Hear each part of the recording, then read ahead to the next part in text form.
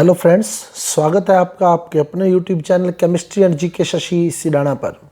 साथियों, हमारा competitive exam से संबंधित जो कि रीट का एग्ज़ाम बहुत नज़दीक है, तो रीट और पटवार पर मेन फोकस किया हुआ है हमने अभी।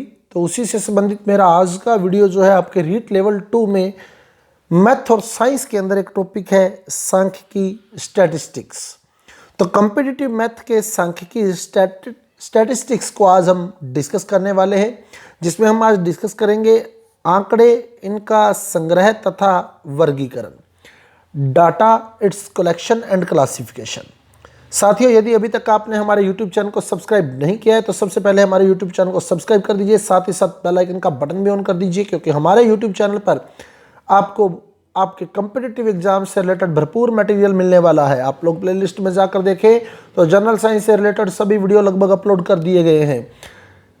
जीके के भी कुछ वीडियो अपलोड किए गए हैं, लेकिन बहुत जल्द हम लोग जीके को कंटिन्यू करने वाले हैं और आने वाले समय में आपको हर वीडियो जो है वो हमारे यूट्यूब चैनल पर अवेलेबल हो जाएगा। इसके अलावा टेस्ट सीरीज जो है साइंस और मैथ की जारी है, जिसके हम 5 टेस्ट साइंस के ले चुके हैं और 4 टेस्ट मैथ के ले चुके हैं। कल 5वां टेस्ट यानी कि 19 फरवरी को 5वां टेस्ट लिया जाना है मैथ से। साथियों, इसके बाद हम रीट लेवल 2 एसएसटी की टेस्ट सीरीज भी बहुत जल्द स्टार्ट करने वाले हैं, और लैंग्वेज जिसमें कि हिंदी इंग्लिश के जो स्टूडेंट्स हैं जिन्होंने लैंग्वेज हिंदी इंग्लिश फिल की है, उनकी भी टेस्ट सीरीज हम बहुत जल्द स्टार्ट करने वाले हैं। तो सब्सक्राइब करना मत भूलिए हमारे यूट्यूब चैनल को, क्योंकि हमारे यूट्यूब चैनल पर आपको आपसे रिलेटेड बहुत बेनिफिशियल मटेरियल जो है वो मिलने वाला है। साथियों, आप YouTube पर हमारे चैनल को शशि सिडाना नाम से भी सर्च कर सकते हैं। तो अब मूव करते हैं हमारे आज के टॉपिक सांख्यिकी में हमने सबसे पहले डिस्कस करना है आंकड़े। आंकड़े जिसे इंग्लिश में बोला जाता है डाटा। डाटा शब्द की जो उत्पत्ति है वो लैटिन शब्द डेटम से हुई है। डेटम जो कि लैटिन भाषा का शब्द है डेटम। डेटम का अर्थ होता है आंकड़ा। डेटम का अर्थ होता है आंकड़ा, यानी डेटम जो है वो लैटिन भाषा का शब्द है जो कि एक वचन है आंकड़ा, लेकिन डाटा जो है वो उसका बहुवचन है आंकड़े। डाटा यानी आंकड़े। तो डाटा जो है वो बहुवचन में यूज किया गया है। डेटम से लिया गया शब्द, डेटम लैटिन भाषा का शब्द जिसका अर्थ है आंकड़ा, लेकिन डाटा जो है वो उसका बहुवचन है आंकड़े। आंकड़े क्या क्या काम आते हैं आंकड़े? सबसे पहली बात, आंकड़े जैसे हम देखें जनसंख्या के आंकड़े हम लोग देखते हैं, पशुगणना के आंकड़े, जनगणना के आंकड़े, पशुगणना के आंकड़े, साक्षरता के आंकड़े। तो ये सारे आंकड़े हम लोग जो है कंपटीशन एग्जाम की तैयारी करते समय तैयार करते हैं। तो आंकड़े जो होते हैं वो हमें कोई ना कोई अर्थपूर्ण सूचना उपलब्ध करवाते हैं। जैसे साक्षरता के आंकड़े, तो अगर हम साक्षरता के आंकड़े देख लें तो हमें अर्थपूर्ण सूचनाएं उपलब्ध हो जाएंगी, यानी किस राज्य की साक्षरता दर सबसे ज़्यादा है, किस राज्य की साक्षरता दर सबसे कम है। तो ये अर्थपूर्ण सूचनाएं उपलब्ध करवाते हैं आंकड़े। क्लियर? आंकड़े जो होते हैं, आंकड़े हमें अर्थपूर्ण सूचनाएं उपलब्ध करवाते हैं, और अर्थपूर्ण सूचनाएं उपलब्ध करवाने से संबंधित गणित की जो शाखा है वही शाखा सांख्यिकी कहलाती है। तो अर्थपूर्ण सूचनाओं का अध्ययन हम जिस शाखा में करते हैं वो शाखा कहलाती है सांख्यिकी स्टैटिस्टिक्स, जिसकी उत्पत्ति हुई है स्टेटस। सांख्यिकी स्टैटिस्टिक्स की उत्पत्ति हुई है स्टेटस से। स्टेटस भी एक लैटिन भाषा का शब्द है, जिसका अर्थ होता है राज्य या राजनैतिक। मेन अगर दोनों ऑप्शन आ जाए तो आपने राज्य चूज करना है। राज्य जो था पुराने समय में क्या होता था, राज्य जो होता था वो अर्थपूर्ण सूचनाएं कलेक्ट करता था, यानी डाटा कलेक्ट करता था। उन डाटा के आधार पर ही वो लोगों के जीवन संबंधी पहलुओं को समझ पाता था। जो भी राज्य होता था वो राजनैतिक उद्देश्य से आंकड़े कलेक्ट करता था, आंकड़े संग्रहित करता था, अर्थपूर्ण सूचनाएं प्राप्त करता था ताकि वो लोगों के जीवन से संबंधित विभिन्न पहलुओं को समझ सके। लेकिन धीरे धीरे जो था वो इसका क्षेत्र बढ़ता गया, एक राज्य तक सीमित न आकर देश तक चला गया, देश से भी आगे विश्व पर चला गया और उसी का ही विस्तृत रूप हम पढ़ते हैं स्टैटिस्टिक्स, सांख्यिकी, जिसकी उत्पत्ति हुई है लैटिन भाषा के स्टेटस शब्द से, जिसे हम पहले राज्य बोलते थे। राज्य जो होता था वो अर्थपूर्ण सूचनाएं उपलब्ध करता था लोगों के, वहाँ के स्थानीय निवासियों के जीवन के पहलुओं को जानने के लिए।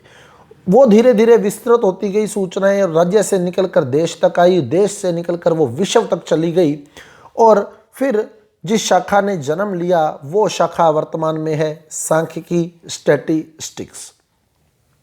अब आंकड़ों का जो संग्रह है, आंकड़ों का संग्रह ये कैसे किया जाता है? देखो, आंकड़ों का संग्रह हम लोग दो प्रकार से कर सकते हैं।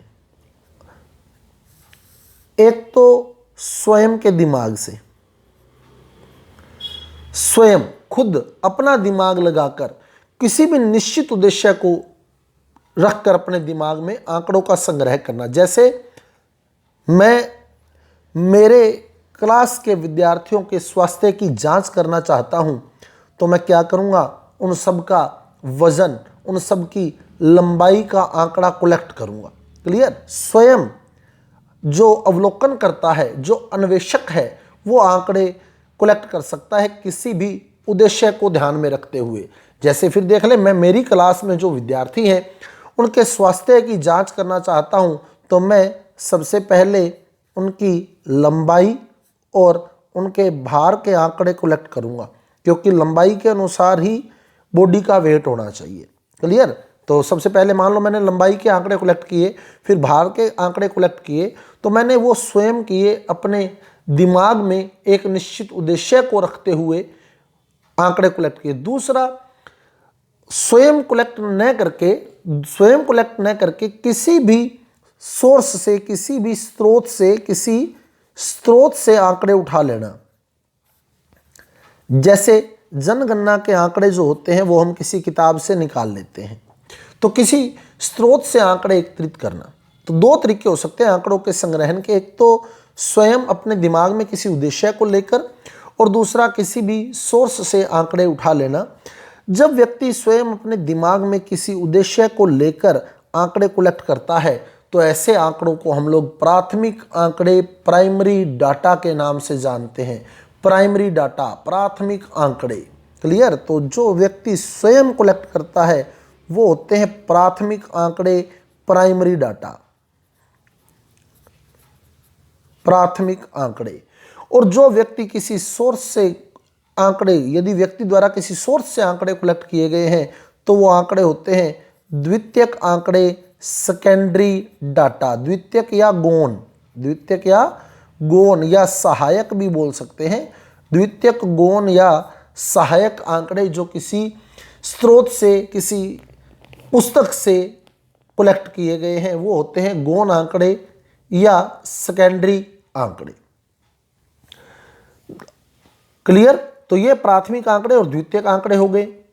अब आंकड़ों को प्रस्तुत कैसे किया जाता है? आंकड़ों का प्रस्तुतिकरण, तो वर्गीकरण दो वर्ग, संग्रहण के बेस पे ही, आंकड़ों के संग्रहण के आधार पर ही आंकड़ों को दो प्रकारों में बांटा गया है, प्राथमिक आंकड़े और द्वितीयक आंकड़े। प्राथमिक आंकड़े जो व्यक्ति खुद कलेक्ट करता है, और द्वितीयक आंकड़े जो किसी स्रोत से प्राप्त कर लिए जाते हैं, किसी पुस्तक से प्राप्त कर लिए जाते हैं, वो द्वितीयक आंकड़े कहलाते हैं। अब बात आती है आंकड़ों के प्रस्तुतिकरण की, कि आंकड़ों को प्रस्तुत कैसे किया जाता है। आंकड़ों को प्रस्तुत कैसे किया जाता है?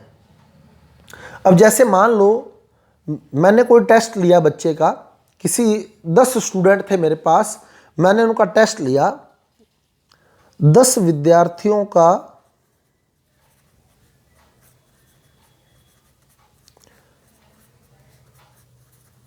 टेस्ट लिया गया, मान लो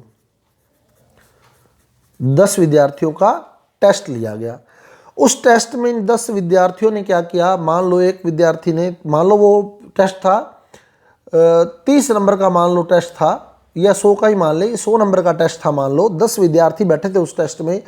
मान लो एक विद्यार्थी ने 45 नंबर ले लिए, दूसरे विद्यार्थी ने 75 नंबर ले लिए, तीसरे विद्यार्थी ने 44 नंबर ले लिए, चौथे विद्यार्थी ने 56 नंबर ले लिए, पांचवें विद्यार्थी ने मान लो 88 नंबर ले लिए, और छठे विद्यार्थी ने मान लो 95 नंबर ले लिए, सातवें ने मान लो 30 नंबर ले लिए, एक ने मान लो 8वें ने 25 नंबर ले लिए, 9वें ने मान लो आप कि 60 नंबर ले लिए, और 10वें ने मान लो 70 नंबर ले लिए।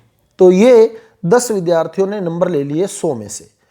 अब ये मेरे पास एक आंकड़ा आ गया, लेकिन ये आंकड़ा जो है अभी अर्थपूर्ण नहीं है। अर्थपूर्ण का क्या मतलब है, जैसे हमने यहाँ का अर्थपूर्ण सूचनाएं, यहाँ हमने क्या पढ़ा, अर्थपूर्ण सूचनाएं। अर्थपूर्ण का क्या मतलब है, जैसे मैं आपको कहूँ कि कौन से विद्यार्थी ने न्यूनतम अंक लिए, कौन से विद्यार्थी ने न्यूनतम अंक लिए टेस्ट में, तो इसमें हमें ढूंढना पड़ेगा कौन से विद्यार्थी ने न्यूनतम अंक लिए। इसने 45 है, इसके 75 है, इसके 44 है, इसके 56 है, इसके 88 है, इसके 95 है, सारे देखने पड़ेंगे। तो इसलिए ये सूचना अर्थपूर्ण नहीं है। यानी अगर हमें कोई चीज़ इसमें से पूछ ली जाए, भाई सबसे कम अंक कौन से हैं, सबसे ज़्यादा अंक कौन से हैं, तो फिर वो समय लेगी, हमारा समय लेगी, तो वो सूचना अर्थपूर्ण नहीं हो सकती। अर्थपूर्ण सूचना वो होती है जो क्विकली हमें पता लग जाए, जो हमें क्विकली तुरंत पता लग सके। तो इसलिए इन आंकड़ों को हम क्या करते हैं, स्टैट क्या कहती है, इन आंकड़ों को आरोही या अवरोही क्रम में लगा दो तो ये सूचनाएं अर्थपूर्ण हो जाएंगी। अब मैंने आंकड़े तो कलेक्ट कर लिए, 10 विद्यार्थियों का टेस्ट लिया, उनके आंकड़े कलेक्ट कर लिए, तो ये प्राथमिक आंकड़े हैं, मैंने स्वयं कलेक्ट किए हैं, किसी स्रोत से नहीं लिए, प्राथमिक आंकड़े हैं मेरे पास। लेकिन अभी ये आंकड़े अर्थपूर्ण नहीं है, आंकड़ों का प्रस्तुतिकरण जो है वो अभी अर्थपूर्ण नहीं है। तो अर्थपूर्ण में हम क्या करते हैं, आंकड़ों को इस प्रकार से व्यवस्थित करते हैं कि हमें सूचना जो है वो तुरंत प्राप्त हो सके। जैसा कि स्टैट कहती है कि सूचना अर्थपूर्ण होनी चाहिए, तुरंत मिल जानी चाहिए। तो हम इसे क्या करेंगे, मान लो हम इसे लगा दे आरोही क्रम में, आरोही यानी बढ़ते क्रम में। अब बढ़ते क्रम में लगाएं, बढ़ते क्रम का मतलब सबसे पहले सबसे कम वाला। तो अब हम देखें, इसमें सबसे कम है 25, फिर उससे ज्यादा वाला 30, फिर उससे ज्यादा वाला 44, फिर उससे ज्यादा वाला 45, फिर उससे ज्यादा वाला 56, फिर उससे ज्यादा वाला 60, फिर उससे ज्यादा वाला 70, फिर उससे ज्यादा वाला 75, फिर उससे ज्यादा नंबर वाला 88, फिर सबसे ज्यादा नंबर वाला 95। अब एक बार काउंट कर लें कि 10 पूरे हो चुके हैं, 1 2 3 4 5 6 7 8 9 10। तो इस प्रकार से ये 10 आंकड़े हमने आरोही क्रम में लगा दिए। अब ये जो आंकड़े हैं ये हमें अर्थपूर्ण सूचनाएं देंगे। तो स्टैटिक्स यही है, आंकड़ों को इस प्रकार से अरेंज करना, इस प्रकार से कलेक्ट करना कि सूचनाएं जो हैं वो अर्थपूर्ण प्राप्त हो सकें, अर्थपूर्ण सूचनाएं उपलब्ध हो सकें, यही स्टैटिक्स है। तो ये तो हमने नॉर्मली अरेंज किया है, और ये स्टैटिस्टिक्स के बेस पे अरेंज किया है। स्टैट यही है, क्लियर। अब जैसे अब हमसे पूछा जाए, एक तो इसमें पूछा न्यूनतम अंक कितने हैं, तो हमें इतनी देर में ढूंढना पड़ेगा। इसमें पूछा न्यूनतम अंक कितने, तो हम क्विकली बता सकते हैं कि न्यूनतम अंक 25 है, क्लियर। इसमें पूछे अधिकतम अंक कितने हैं, तो हमें फिर टाइम लगेगा अधिकतम अंक ढूंढने में। इसमें पूछा जाए अधिकतम अंक कितने हैं, तो भी हम क्विकली बता सकते हैं कितने, 95 हैं। तो स्टैट यही कहती है कि अर्थपूर्ण सूचनाएं प्राप्त हों तो उसी को ही हम डाटा, आंकड़ा कहते हैं।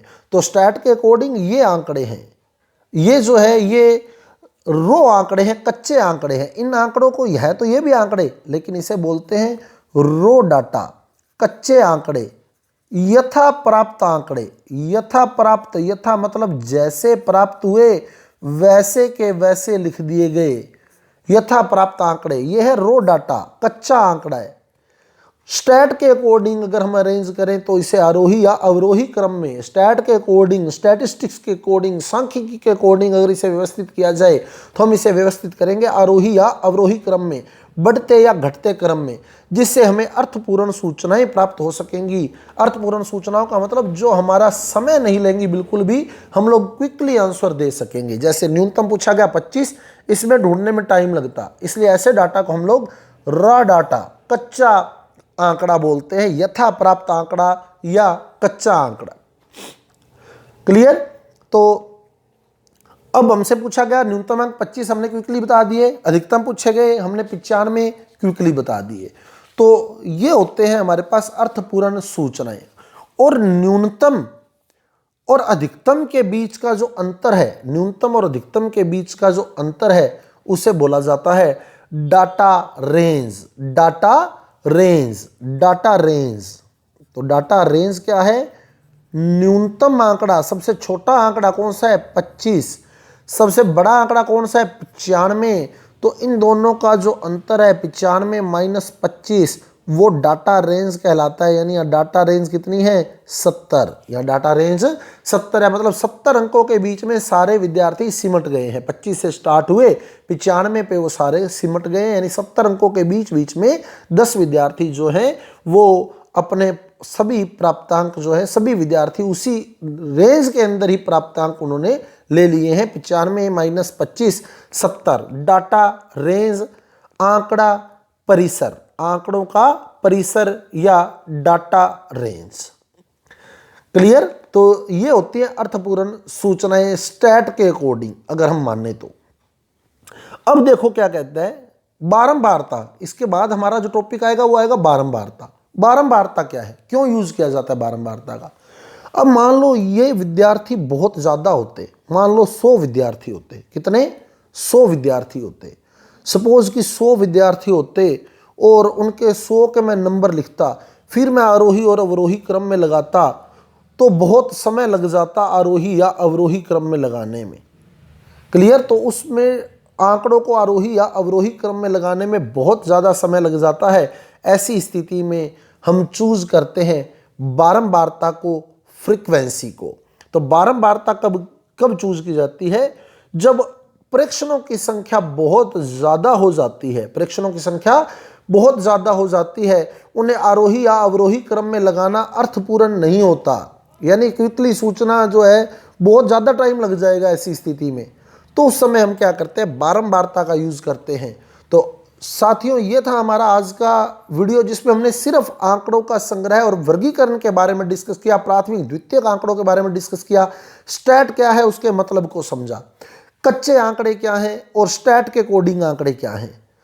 तो स्टैट के अकॉर्डिंग आंकड़ों और को अर्थपूर्ण सूचनाएं हमने प्राप्त करने के लिए आंकड़े जो है इस प्रकार से व्यवस्थित की जाती हैं कि वो हमारा समय ना लें। अगर प्रेक्षणों की संख्या बहुत ज़्यादा बढ़ जाती, सपोज कि यहाँ विद्यार्थी 10 की बजाय 100 हो जाते, तो फिर हमें यूज करना पड़ता बारंबारता सारणी का, बारंबारता बंटन सारणी का। तो वो बारंबारता बंटन सारणी को डिस्कस करेंगे हम अगले वीडियो में। साथियों, यदि आपको हमारा वीडियो अच्छा लगा है, समझ आया है, तो कृपया हमारे वीडियो को लाइक कीजिए, शेयर कीजिए और हमारे चैनल को सब्सक्राइब कीजिए। साथ ही साथ बेल आइकन का बटन भी ऑन कर दीजिए, क्योंकि अगला वीडियो आपके नोटिफिकेशन बॉक्स में आपको मिलने वाला है। तो मिलते हैं अगले वीडियो के साथ। धन्यवाद।